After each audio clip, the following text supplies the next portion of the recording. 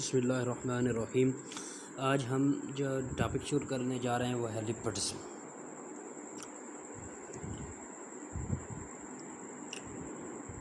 Lipids की बात करते हैं तो लिपिड्स क्या होते हैं। Lipids basically heterogeneous group of compound होता है जो कि फैटी एसिड से रिलेट करता होता है। उसका बेसिक कंपाउंड ज़्यादातर इस तादाद में इसमें फैटी एसिड पाया जाता है। हेट्रोजीनियस कंपाउंड होते हैं, फैटी एसिड से रिलेट कर रहे होते हैं।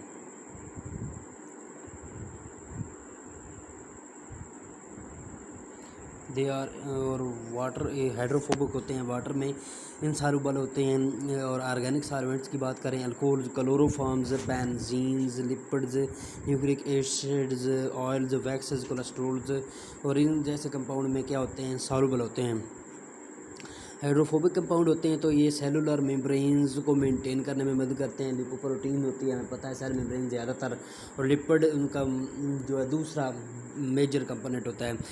आगे लिपिड्स की बात करें तो ये एनर्जी स्टोर भी करते हैं और डबल अमाउंट ऑफ एनर्जी का स्टोर करते हैं एज कम्पेयर टू कार्बोहाइड्रेट अगर 4 पॉइंट कुछ kilo जॉल energy kilo calories energy का स्टोर करती हैं, तो ये 9.1 वो स्टोर करती हैं, क्योंकि इनमें जो है ना CH बॉन्ड जो है ना ज़्यादा होता है और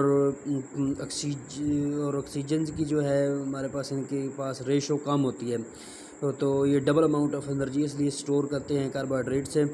आगे कुछ पर कार्बोहाइड्रेट की बात अगर हम करें तो वो इंसुलेशन भी प्रोवाइड करते हैं, वैक्सीज वगैरह हीट और कोल्ड के लिहाज से, और कुछ वाटर प्रूफ बैरियर के तौर पर काम करते हैं। और वैक्सीज की बात करें तो ये एक्सोस्केलेटन में पाए जाते हैं, इंसेक्ट्स में। और क्यूटिन की बात करें तो एडिशनल प्रोटेक्टिव लेयर होती है क्यूटिकल्स की लीव्स में। तो ये मैं सब पता है कि लीव्स में ये इनकी हिफाजत करती है, जैसे लीव्स में, फ्रूट्स में, सीड्स में ये क्यूटिकल पाई जाती है। और सम ऑफ द मेन एग्जांपल्स, और ये सारी इसकी एग्जांपल हैं कि waxes, cutin, heat, acyl glycerols वगैरह जो हमारे पास एनर्जी स्टोर करते हैं। लिपिड की क्लासिफिकेशन की अगर बात करें तो इसमें असाइल ग्लिसरॉल पाया जाता है, waxes, phospholipids, sphingolipids, glycolipids, terpenoid lipids. Glycolipids जो हमारे पास हैं ये इसके कॉन्जुगेटेड मॉलिक्यूल हैं कार्बोहाइड्रेट के साथ। Terpenoid lipids, terpenoid lipids including carotenoids और स्टीरॉयड, और टर्पिनॉइड लिपिड में कैरोटिनॉइड और स्टीरॉयड भी आते हैं। स्ट्रक्चर्स की बात करें अगर हम असाइल ग्लिसरॉल्स की तो ये ग्लिसरॉल्स और फैटी एसिड पर मुश्तमिल होता है। ग्लिसरॉल का ये स्ट्रक्चर होता है एक के साथ कार्बन के साथ, सब कार्बन 3 कार्बन के साथ हमारे पास OH ग्रुप लगा होता है। और फैटी एसिड ये होते हैं RCOOH कार्बोक्सिलिक एसिड ग्रुप्स में पाया जाता है। तो ये ग्लिसरॉल्स हमारे पास ग्लिसरॉल्स और फैटी एसिड पर मुश्तमिल होता है। और इनकी अगर बात करें तो वाइडली स्प्रेड असाइल ग्लिसरॉल की अगर बात करें तो ट्राई असाइल ग्लिसरॉल पाया जाता है, मतलब इसमें 3 फैटी एसिड हैं। ये ट्राई असाइल ग्लिसरॉल इस तरह बनता है, 3 फैटी एसिड होते हैं और एक ग्लिसरॉल्स का मॉलिक्यूल होता है, तो ट्राई असाइल ग्लिसरॉल्स कहते हैं। और इसको ट्राई ग्लिसरीड भी कहते हैं और न्यूट्रल लिपिड भी कहते हैं, क्योंकि चार्ज नेट ज़ीरो होता है इस पर। और इसकी केमिकल की बात करें, डेफिनेशन की बात करें तो इसको कहते हैं ester of fatty acid and alcohol, मतलब फैटी एसिड और अल्कोहल का ये एक एस्टर होते हैं असाइल ग्लिसरॉल्स। एस्टर क्या होता है, एक केमिकल्स कंपाउंड जो कि एसिड और अल्कोहल्स के रिएक्शन के नतीजे में बनता है। An ester is a compound produce as a result of the chemical reaction of the alcohols with acid and water molecule is released as shown below. और इसमें के दौरान, रिएक्शन के दौरान वाटर का मॉलिक्यूल हमारे पास से रिलीज़ होता है। अल्कोहल और एस्टिक एसिड्स और एस्टर हमारे पास बन गया, वाटर का मॉलिक्यूल रिलीज़ होता है। और एसिड हमें पता है कि H+ साइंस देता है, तो इधर H जो है प्लस H रिमूव इधर से हो गया और अल्कोहल से हमारे पास OH रिमूव होगा तो वाटर बनेगा। और बाकी ये जो है एक एस्टर है, इस तरह का एस्टर। ट्राई असाइल ग्लिसरॉल्स भी हमारे पास ये इसी तरह के एस्टर होते हैं। ग्लिसरॉल से हमारे पास अल्कोहल के तौर पर काम करता है, उस उधर से हमारे पास जैसे OH निकलता है इधर से और OH अल्कोहल से निकलता है, इसके ग्लिसरॉल से। ये हमें इधर डॉटर लाइन से ये दिखाया गया है। और फैटी एसिड जो कि एसिड है तो इससे एच निकलेगा। तो ये हमारे पास 3 मालिक्यूल्स अगर बात करें तो 3 मालिक्यूल वाटर के इस तरह निकले हैं और ये ट्राइएसाइल ग्लिसरॉल आपस में बन गया है और ये इसमें इसका बांड है, ट्राइग्लिसरीड का बांड है और ये एस्टर बॉन्ड इसको कहेंगे हम। Indicated by daughter line alcohol H, हमारे पास अल्कोहल से निकलता है, एच एसिड से निकलता है और एच और एच कंबाइन करके वाटर बनाते हैं, पता है हमें। Fatty acids are one of the most important compound of triglyceride. और फैटी एसिड इंपॉर्टेंट इससे होते हैं, 3 फैटी एसिड होते हैं इसमें, क्योंकि इसलिए इनको ट्राइएसाइल ग्लिसरीड भी कहते हैं। और हमें पता है फैटी एसिड में अगर कार्बन के नंबर की बात करें तो even number of carbon atom होते हैं 2 से 30। इम्पोर्टेंट पॉइंट है बहुत ज़्यादा। और carbon of atoms in the straight chain, और ये स्ट्रेट चेन में एक दूसरे के साथ अटैच होते हैं और इनके साथ आगे हाइड्रोजन बॉन्डिंग होता है, कार्बोक्सिलिक ग्रुप होती है। इसके एंड पे हमारे पास ये कार्बोक्सी ग्रुप, ये इसके पास क्या होता है, हमारे पास कार्बोक्सिलिक ग्रुप होता है। और इसमें सैचुरेशन की बात करें तो डबल बॉन्ड इसमें कोई भी नहीं पाया जाता। इसमें अगर कोई भी इसमें डबल बॉन्ड ना पाया जाए तो हमारे पास सैचुरेटेड होते हैं, और इसमें अगर डबल बॉन्ड पाया जाए तो हमारे पास अनसैचुरेटेड होते हैं। और डबल बॉन्ड कितने पाए जा सकते हैं इसमें, तकरीबन इसमें डबल बॉन्ड की अगर बात करें तो 6 डबल बॉन्ड पाए जाते हैं, ट्रिपल बॉन्ड नहीं पाया जाता। और कार्बन के दरमियान ये डबल बॉन्ड की भी बात कर रहे हैं, कार्बन और ऑक्सीजन के दरमियान डबल बॉन्ड की बात नहीं हो रही इधर। तो अनसैचुरेटेड फैटी एसिड्स की बात करें, सैचुरेटेड फैटी एसिड ज़्यादातर ठोस होते हैं और एनिमल में पाए जाते हैं, और ये ज़्यादातर स्ट्रेट चेन होते हैं। और प्लांट्स की बात करें तो ये ब्रांच्ड या रिंग्ड होते हैं।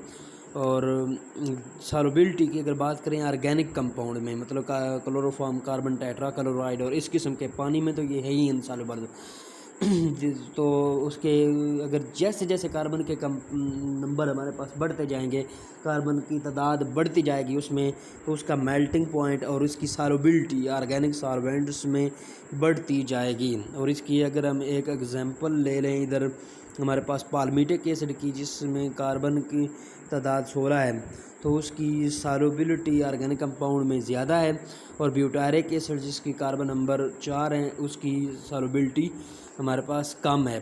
और फिर आगे मेल्टिंग पॉइंट्स की इनकी बात करें तो मेल्टिंग पॉइंट पाल्मिटिक एसिड का 63.1 डिग्री सेंटीग्रेड है, और जो कि ज़्यादा है ब्यूटारिक एसिड के -8 डिग्री सेंटीग्रेड थे। और ये सारे इसके मेल्टिंग पॉइंट, बॉइलिंग पॉइंट और सॉल्युबिलिटी वगैरह ये इंपॉर्टेंट जो है हमारे पास पॉइंट्स हैं। और ये नीचे इनके एग्जांपल्स दी गई हैं, acetic acid, butyric acid, palmitic acid और ओलिक एसिड। और ये ओलिक एसिड की अगर हम बात करें तो ये हमारे पास अनसैचुरेशन होता है, ये 9 और 10 कार्बन के दरमियान क्या पाया जाता है, हमारे पास डबल बॉन्ड। और कार्बन हमारे पास ये शुरू कहाँ से कार्बन की नंबरिंग हो रही है, सी डबल वेज ग्रुप से, मतलब डेल्टा एक नंबरिंग होती है और एक गैमा नंबरिंग होती है। डेल्टा में मतलब COOH से शुरू होती है और गैमा में CH3 से उसकी अपोजिट साइड वाले से शुरू होती है। अगर ये डेल्टा है और 9 और 10 के दरमियान क्या पाया जाता है, हमारे पास डबल बॉन्ड। और die oic acid, oic acid वैसे आमतौर पर हम कार्बोहाइड्रेट को कहते हैं, और उसके साथ उसके अगर हम पोजीशंस को मेंशन करेंगे तो 9 ओइक एसिड्स, और साथ में हम उसका नंबर जो है ना वो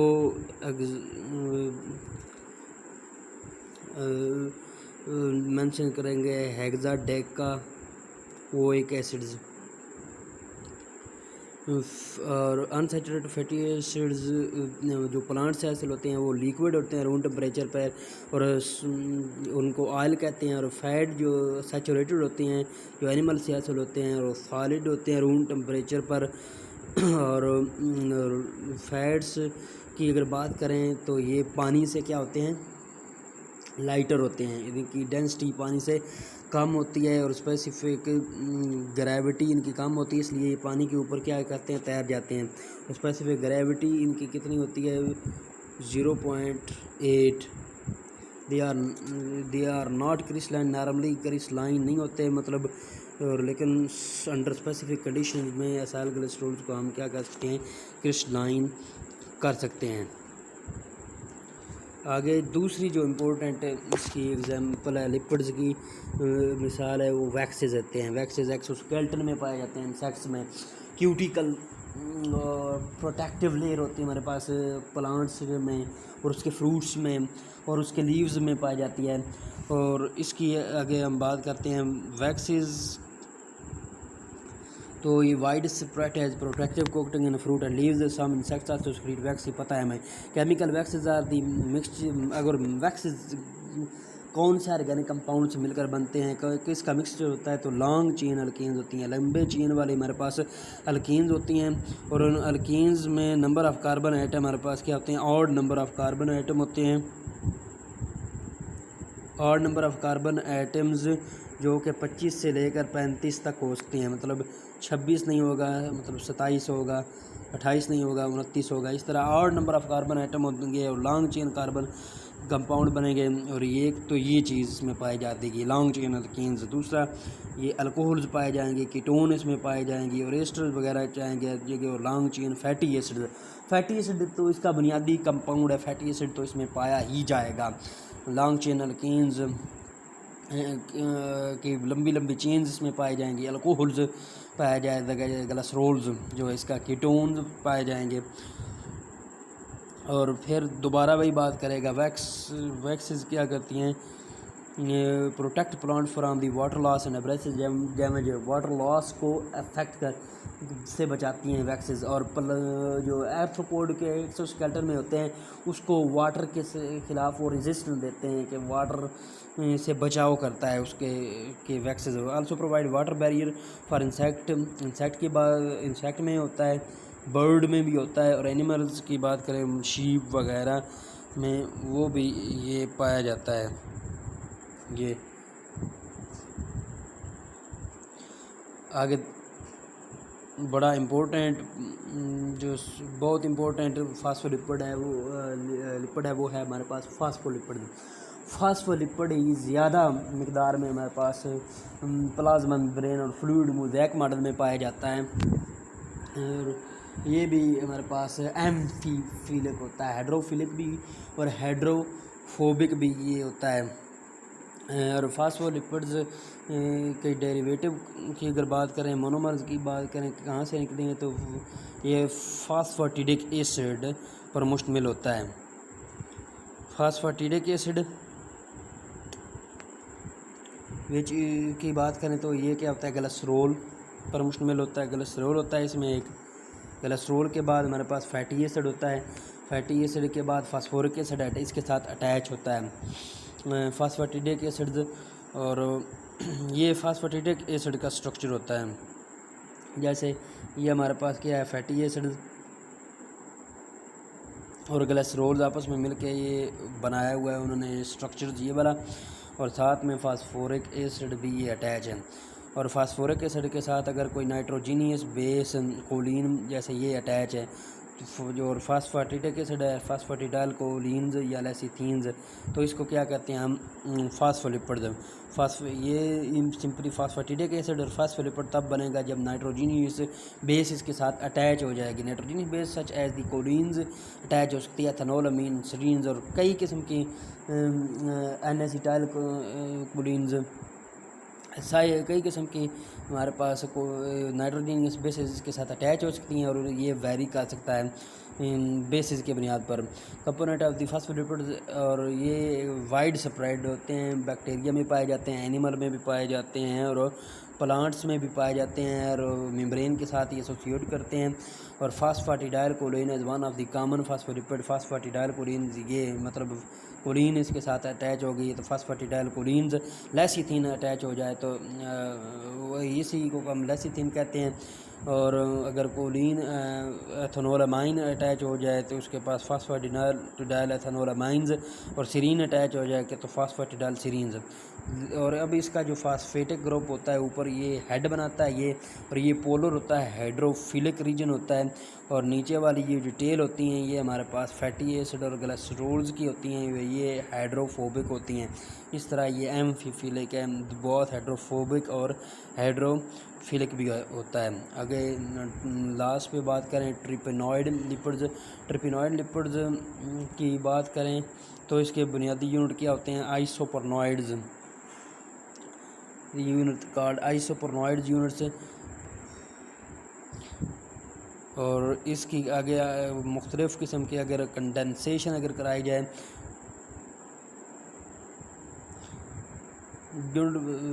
तो इससे आगे कई किस्म के हमारे पास कंपाउंड बनते हैं, रबड़, कैरोटीनाइड, स्टीरॉयड, ट्रिपेंस, मतलब ये सारे steroid hormones, carotenoid A B carotenoid और फोटोसिंथेसिस में इस्तेमाल होते हैं, टर्पिन्स, ये सारे के सारे कंपाउंड इससे हासिल होते हैं। और lipids contain major source of energy, पता है मैं, ये उनके फंक्शन हैं, बस बाद में हम रिपीट कर रहे हैं। Important role in the structure of the membranes में काम करते हैं, और इंसुलेशन प्रोवाइड करते हैं, मैकेनिकल प्रोटेक्शन प्रोवाइड करते हैं, वाटर लॉस से बचाते हैं, और अब्रेसिव डैमेज से बचाते हैं। अब हम फेडरल से वो वाले पॉइंट पढ़ेंगे जो कि पीटीबी में नहीं हैं। तो जनरली हम पीछे पढ़ आए हैं कि इसमें लिपिड्स में ज़्यादा मकदार में हाइड्रोसी बॉन्ड पाए जाते हैं और ऑक्सीजन कम पाई जाती है। और इसकी एग्जांपल अगर की बात करेंगे टेरेंस इसकी एग्जांपल है। तो इसका केमिकल फार्मूला अगर देखें C7H110 और O6 है, मतलब कितने ऑक्सीजन कम इसमें पाए जाते हैं, लो कंटेंट ऑफ ऑक्सीजन होती हैं, और ज़्यादा मकदार में हमारे पास CH बॉन्ड पाए जाते हैं, इसलिए इनकी एनर्जी ज़्यादा स्टोर। और इम्पोर्टेंट बात जो मेम्ब्रेन में सेल मेम्ब्रेन में जो लिपिड पाए जाते हैं दो ही होते हैं। फॉस्फोलिपिड मेजर कंपोनेंट होता है सेल मेम्ब्रेन का, और साथ में कोलेस्ट्रोल होता है जो कि सिर्फ बात स्टेबिलिटी प्रोवाइड करता। और इम्पोर्टेंट बात है कि एनर्जी स्टोर जो करता है, एक्ट एज एनर्जी स्टोर के तौर पर ट्राइएसाइल ग्लिसरॉल काम करते हैं। और steroid hormones involve in protections, waterproofing, insulations, buoyancy, ये सारे के सारे काम किसके हैं, लिपिड्स के हैं। Some common lipids are acyl glycerol, waxes, phospholipid, terpenes, prostaglandins भी हमारे पास हार्मोन्स होते हैं, और स्टीरॉयड्स। अब असाइल ग्लिसरॉल्स की मोस्ट अबंडेंट जो लिपिड होते हैं लिविंग थिंग्स में तो असाइल ग्लिसरॉल होते हैं, लेकिन मेम्ब्रेन में तो ये पाया नहीं जाता है। मोस्ट अबंडेंट अगर मेम्ब्रेन की बात है तो वो फास्फोलिपिड होते हैं। तो बाकी इसकी देखते हैं, एस्टर होते हैं, एस्टरिफिकेशन से बनते हैं, वो सारा प्रोसेस हम पीछे पढ़ चुके हैं। ग्लिसरॉल्स ट्राई हाइड्रो अल्कोहल्स होता है, पीछे पढ़ चुके हैं, 3 OH के साथ लगे होते हैं। ये इसका स्ट्रक्चर नीचे भी दिखाया गया है। और water molecule is released, reaction is called esterification. Fatty acid is a type of the organic acid containing one carboxylic acids attached to the hydrocarbons. ये सारा कुछ हम पढ़ चुके हैं। fatty acids contain even number of the carbon at 2 to 30, वही बात। each fatty acid is represented by RCOOH, और R is the hydro, और इसका general formula RCOOH, R is ROCOOH होता है। R की अगर बात करें तो हाइड्रोकार्बन टेल बनाता है। ये ग्लिसरॉल फैटी एसिड की बात, फास्फोलिपिड में भी इसने क्या बनाई थी, टेल। और आर जितनी लंबी होती जाएगी और टेल उसकी क्या होगी, उतनी ज़्यादा हमारे पास लंबी होगी।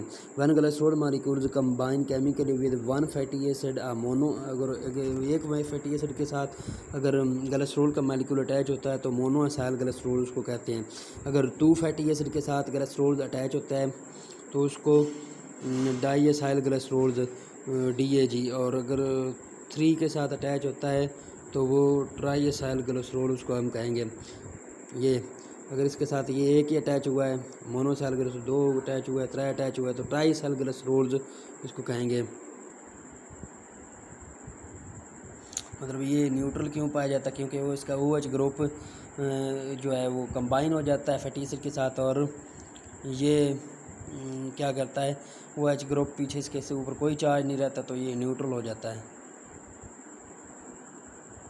और properties and type of fatty acids की बात करें तो 30 different type of fatty acid हमारे पास फाउंड हो चुके हैं।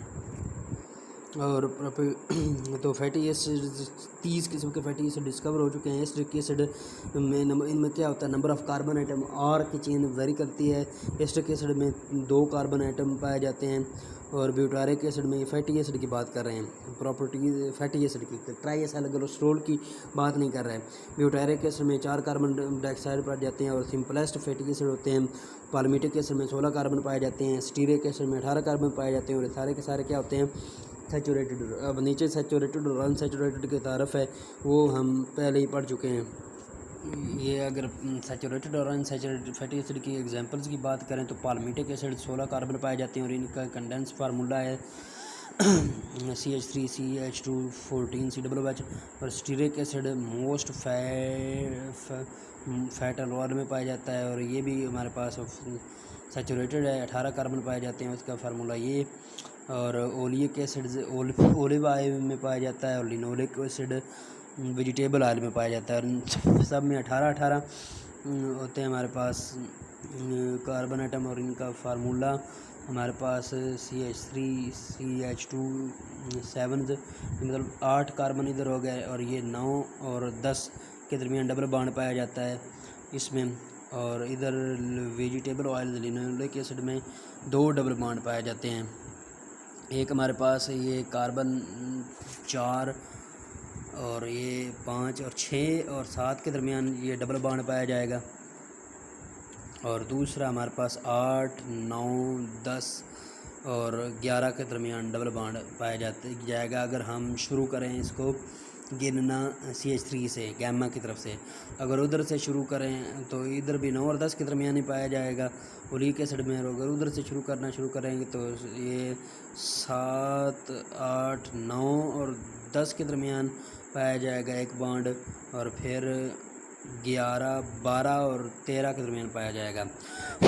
Waxes are the highly, waxes आगे आ गए हमारे पास। वैक्सेस कुछ हम पहले भी पढ़ चुके हैं, जो मज़ीद आगे अलग हैं वो हम अभी पढ़ वैक्सेस हम पहले पढ़ चुके हैं, लेकिन इस क्या है, सिंथेटिक वैक्सेस हो सकते हैं। जैसे हमारे पास बी की वैक्स होती है, जो कुदरती तौर पर पैदा होती है, हनी बी कॉम में पाई जाती है, क्यूटन जो लीफ में पाई जाती है। सिंथेटिक वैक्स हो सकते हैं जो कि हमारे पास पेट्रोलियम और पॉलीथीन वगैरह से हासिल होते हैं। और इसकी एग्जांपल क्या है, पैराफिन वैक्स, सिंथेटिक वैक्स, तो ये कैंडल्स बनाने के लिए इस्तेमाल होती है, कैंडल में।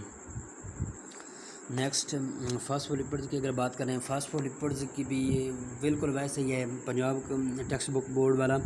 मतलब अगर इसकी बात करें फास्फोलिपिड्स की, इसमें क्या हो पाए जाते हैं, 2 फैटी एसिड के मॉलिक्यूल बनाए जाते हैं।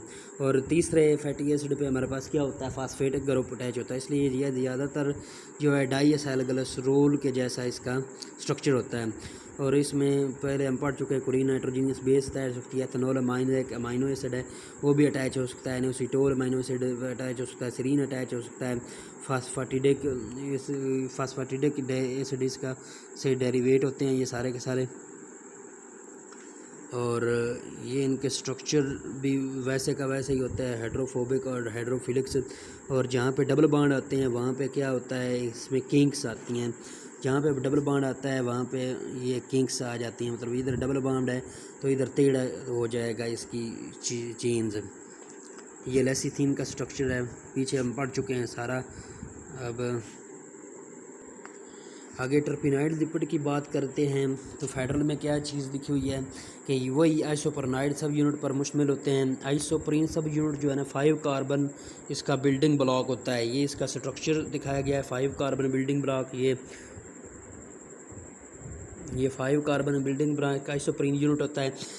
आइसोपरीन यूनिट आके आपस में कंबाइन करता है, 2, 4, 6 आइसोपरीन कंबाइन करते हैं तो हमारे पास मोनोटर्पिन्स, डाइटर्पिन्स और ट्राइटर्पिन्स बनते हैं। 2 अगर हमारे पास ये कंबाइन कर जाएँ तो हमारे पास मोनोटर्पिन्स बनती है। 2 आइसोप्रीन यूनिट फॉर्म अ मोनोटर्पिन्स, और मोनोटर्पिन्स की एग्जांपल मेंथोल वगैरह जो हमारे पास शैम्पू वगैरह में पाए जाते हैं। अगर 4 अगर आपस में मिल जाएँ तो ये डाइटर्पिन्स बनाते हैं। इसकी एग्जांपल हमारे पास विटामिन ए है एक, और दूसरी फ़ाइटोल। फ़ाइटोल क्या होती है हमें पता होता है कि ये क्लोरोफिल की क्या होती है, टेल होती है हाइड्रोफिलिक फोबिक। और 6 अगर हो तो फिर ट्राइटर्पिन्स, मतलब हाफ, मतलब जितने बॉन्ड इसमें कितने आइसोप्रीन के यूनिट जितने होंगे उसके हाफ में वो टर्पिन्स बनेंगे। ट्राइटर्पिन्स 6 सब यूनिट होंगे आइसोप्रीन के, और इसकी एग्जांपल्स एम्ब्रीन्स। और नेचुरल रबड़ की बात एम्ब्रीन्स, और इस नेचुरल रबड़ की बात करें तो ये पॉलीटर्पिन्स होता है। तो ये एग्ज़ाम MCQs के हवाले से बहुत इंपॉर्टेंट है, और है भी पंजाब में नहीं है, इजाफी इंफॉर्मेशन है, बड़ा इंपॉर्टेंट। आगे हमारे पास स्टीरॉयड की बात करते हैं। स्टीरॉयड हमारे पास 17 कार्बन पर मुश्तमिल होते हैं, और इसमें 4 जो है वो रिंग्स होती हैं। ये 3 रिंग जो होती हैं वो 6 कार्बन की होती हैं, और एक रिंग 5 कॉर्नर रिंग होती है। ये सारा स्टीरॉयड का स्ट्रक्चर होता है, और उसके साथ जो साइड चेन होती है उसकी चेंज होने से स्टीरॉयड का स्ट्रक्चर हमारे पास चेंज होता है। मोस्ट इंपॉर्टेंट अगर कोलेस्ट्रॉल की बात करें तो वो स्टीरॉयड के प्रिकर्सर के तौर पर बहुत ज़्यादा काम करता है। और दूसरे कई किस्म के हमारे पास इससे कंपाउंड बनते हैं। कौन कौन से बनते हैं उसका देख लेते हैं। तो बाइल एसिड बनता है, मेल सेक्स हार्मोन्स टेस्टोस्टेरोन बनता है, फीमेल सेक्स हार्मोन प्रोजेस्टेरोन और एस्ट्रोजन बनते हैं। और बाइल साल्ट जो हमें अमल्सिफाई करते हैं बाइल साल्ट को, और विटामिन डी जो होती है जो कैल्शियम के मेटाबॉलिज्म्स को रेगुलेट करती है, वो सारे के सारी इसकी एग्जांपल्स हैं।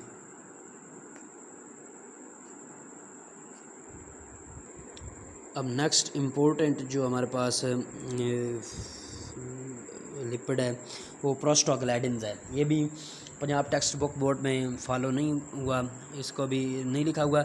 तो इसकी अगर बात करें प्रोस्टाग्लैंडिन्स की, तो ये लोकल हार्मोन्स के तौर पर एक्ट करता है। वर्चुअली एवरी मैमेलियन टिश्यू में ये पाया जाता है। और इसकी डिराइव कहाँ से होता है? एराचिडोनिक एसिड से। एराचिडोनिक एसिड का इधर स्ट्रक्चर वगैरह तो नहीं निकलता, बस यही MCQs याद रख लें। एराचिडोनिक एसिड से ये डिराइव होता है। और नेक्स्ट इंपॉर्टेंट पॉइंट इसका क्या है? Their functions vary widely depending on the tissues, some reduce, कुछ मतलब इसके फंक्शन वेरी करते रहते हैं। कुछ ब्लड प्रेशर ज़्यादा कर देंगे, और कुछ ब्लड प्रेशर को कम कर देंगे, इम्यून सिस्टम में काम करेंगे, और फीवर वगैरह करेंगे, पायरोजेंस वगैरह ज़्यादा हो जाएंगे, और तो फीवर काज करेंगे, इन्फ्लेमेशन काज करेंगे, और पेन को इंटेंसीफाई करेंगे। And also intensify the sensation of pains, मतलब प्रोस्टाग्लैंडिन पेन्स को क्या करेंगे? इंटेंसीफाई करेंगे। और जो प्लेटलेट्स जब बन रहे होंगे, जब हमारे पास ब्लड क्लॉट होती है तो अर्ली स्टेजेस पे प्लेटलेट्स को ये एग्रीगेट करेंगे प्रोस्टाग्लैंडिन, मतलब ये सारे इन्फेक्शंस के नतीजे में आएंगे, ब्लड प्रेशर को ज़्यादा करेंगे, कम करेंगे, फीवर का सबब बनेंगे, और इन्फ्लेमेशन काज करेंगे, और पेन्स को इंटेंसीफाई करेंगे, और एग्रीगेट करेंगे उसको प्लेटलेट्स को, ताकि हमारे पास क्या हो? क्लॉटिंग हो। और जो हमारे पास ब्लड को, और हमारे पास ये क्या करते हैं? फीवर काज करते हैं। और जब हम एस्पिरिन लेते हैं, डिस्प्रिन लेते हैं, या कोई भी बुखार को कम करने वाली दवाई लेते हैं, तो वो क्या करता है? फीवर को कम करती है, क्योंकि वो, और पेन को भी कम करती है, क्योंकि वो प्रोस्टाग्लैंडिन्स जो लिपिड होते हैं उनको क्या करती है? इनहिबिट करती है। ये इम्पोर्टेंट पॉइंट है। ये हो गया हमारे पास लिपिड्स कंप्लीट।